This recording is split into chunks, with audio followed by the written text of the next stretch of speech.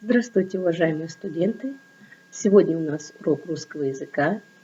Наша тема называется «Типы односоставных предложений». Цель нашего урока – повторить состав простого предложения, понять термин «односоставное предложение», углубить знания об односоставных предложениях, научить различать двусоставные предложения и односоставные предложения, формировать культуру речи учащихся, способствовать развитию познавательного интереса учащихся путем использования различных упражнений, подобранных по психологическим особенностям и способностям учащихся.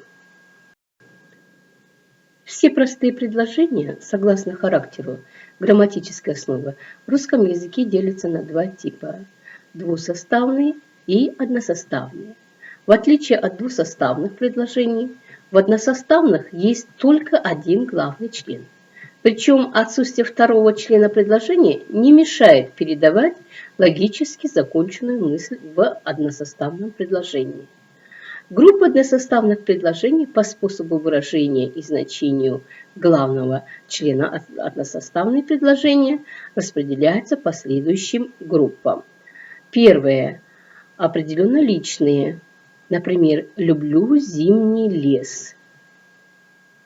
Созерцаю штормовое море. Второе. Неопределенно личные. В поселке строят новый магазин. На окраине поют песни. Третье. Безличные предложения. Светает. Темнеет. Мне холодно. Четвертое. Назывные. Лето. Вот и жара. Пятое. Обобщенно личные. Никогда не знаешь, где найдешь свое истинное счастье. В односоставных предложениях с глагольным сказуемым выражается исключительное действие. Деятель отсутствует. В безличных односоставных предложениях не предусмотрено вообще лицо, которое совершает действие.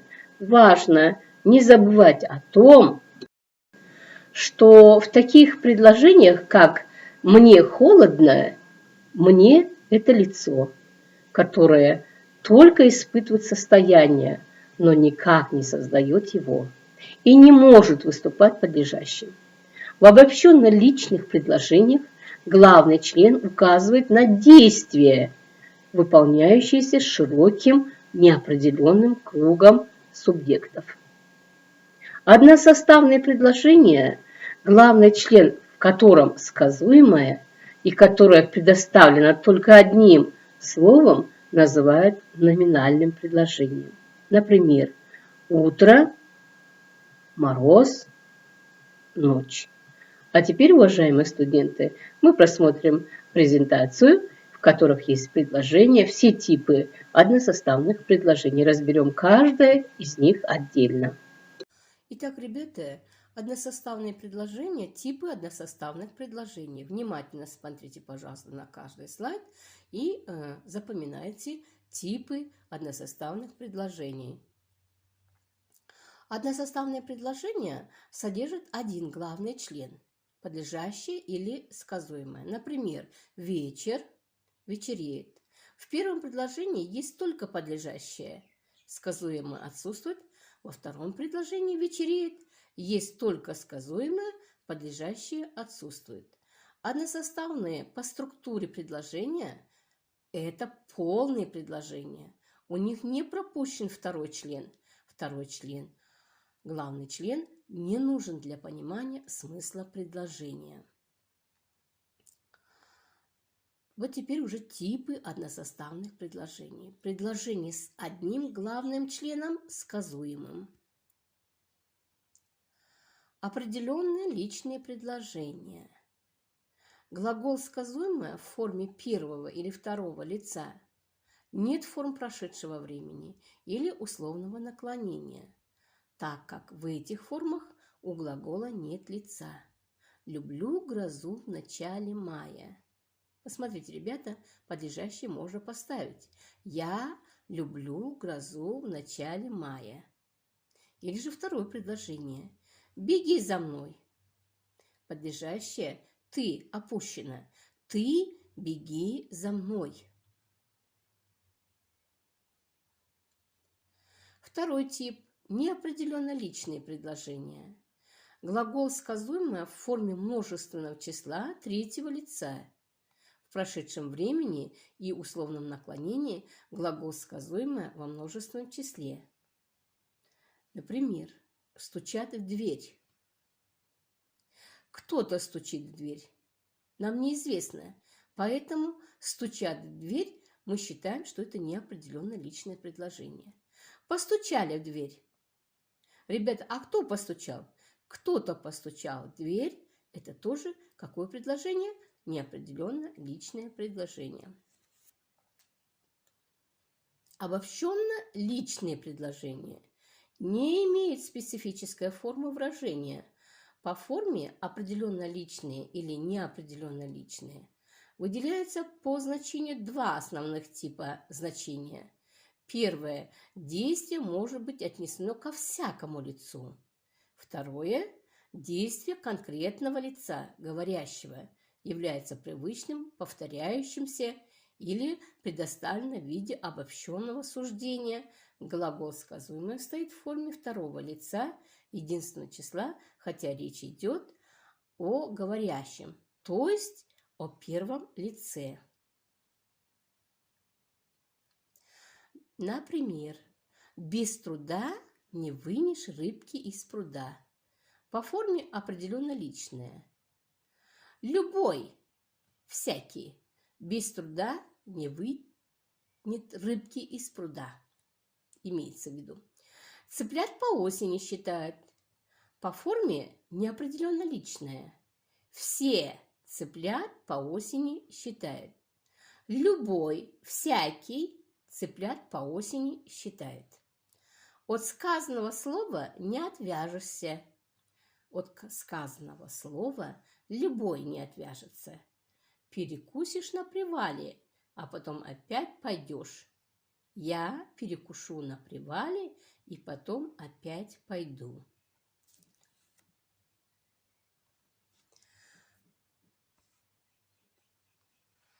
Безличное предложение. Первый глагол сказуемый в безличной форме. Совпадает с формой единственного числа третьего лица или среднего рода. А. Светает. Светало. Мне везет. Нет соотносительных конструкций. Б. Тает. Снег тает. В. Мне, дательный падеж, не спится. Я не сплю. Г. Ветром, творительный падеж, сорвало крышу. Ветер сорвал крышу. Составное именное сказуемое с именной частью наречия. На улице холодно. Нет соотносительных конструкций. Б. Мне холодно. Я мерзну. В. Мне грустно. Я грущу. Третье. Составное глагольное сказуемое, вспомогательная часть которого составное именное сказуемое с именной частью наречия. А. Мне жаль расставаться с тобой. Я не хочу расставаться с тобой. Б. Мне надо идти. Я должен идти. Четвертое. Составное именное сказуемое с именной частью, кратким страдательным причастием прошедшего времени в форме единственного числа среднего рода. Закрыто. Магазин закрыт. Складно сказано отец Варлаам. Отец Варлаам складно сказал. В комнате накурено. В комнате кто-то накурил. Пятое. Сказуемое «нет» или глагол в безличной форме с отрицательной частицей «не» плюс дополнение в родительном падеже. Отрицательные безличные предложения. Нет денег. Не было денег. Не осталось денег. Не хватало денег. 6. Сказуемое «нет» или глагол в безличной форме с отрицательной частицей «не» плюс дополнение в родительном падеже с усилительной частицей «ни». Отрицательные безличные предложения. На небе нет ни облачка. Небо безоблачно. На небе не было ни облачка. Небо было безоблачно. У меня нет ни копейки. Я не имею ни копейки. У меня не было ни копейки. Я не имел ни копейки. Инфинитивные предложения. Сказуемое независимый инфинитив. Все молчать. Все молчите. Быть грозе. Будет гроза. Поехать бы к морю. Я поехал бы к морю. Чтобы простить человека, надо его понять. Чтобы ты мог простить человека, ты должен его понять.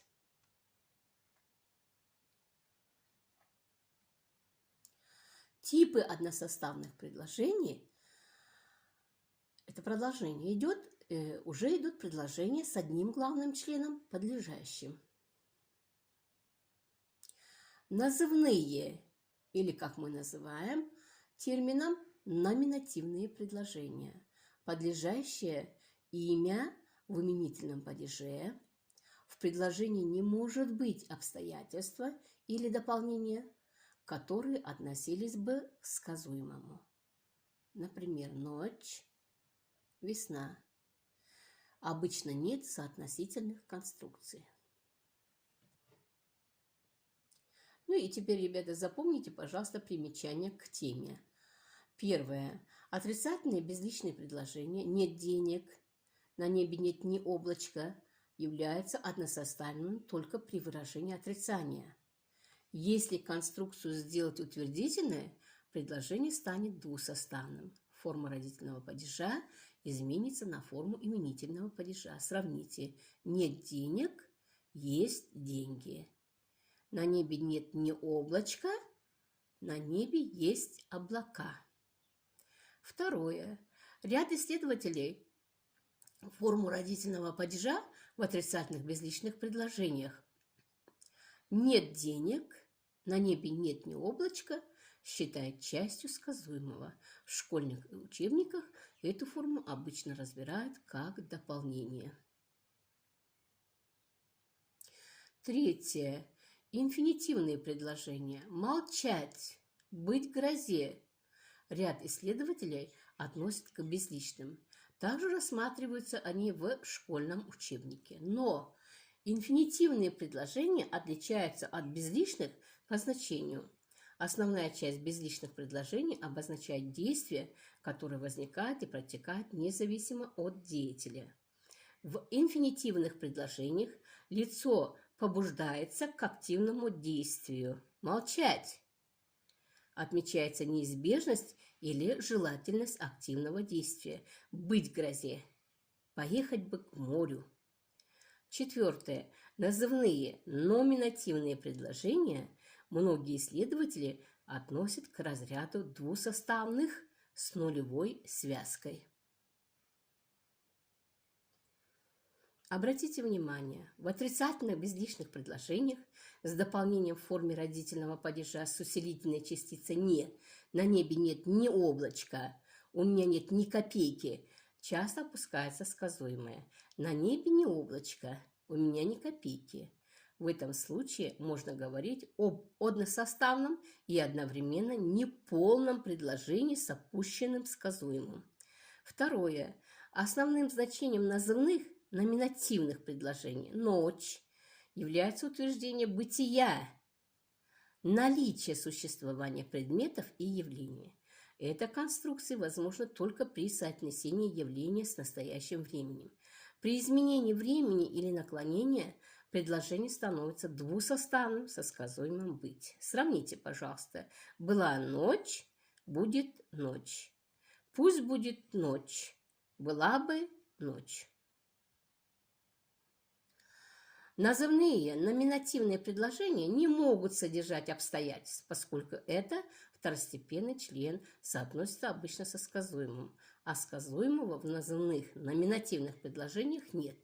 Если в предложении содержатся подлежащие обстоятельства, аптека где за углом, я куда к окну, то и такие предложения целесообразнее разбирать как двусоставные, неполные с опущенным сказуемым. Сравните. Аптека находится расположена за углом. Я бросился, побежал к окну. Четвертое. Назывные номинативные предложения не могут содержать дополнений, соотносимых со сказуемым. Если такие дополнения в предложении есть, я за кем, за тобой, то эти предложения целесообразнее разбирать как двусоставные, неполные, с опущенным сказуемым. Сравните. Я иду, следую за тобой. Уважаемые студенты, мы сейчас разобрали с вами типы односоставных предложений. Я думаю, вам надо будет еще раз прочитать теорию, а затем выполнить задание. А задание вам будет домашнее такое. Напишите, пожалуйста, по одному примеру на каждый тип односоставных предложений. На этом наш урок заканчивается. Спасибо вам за внимание. Успехов вам в учебе.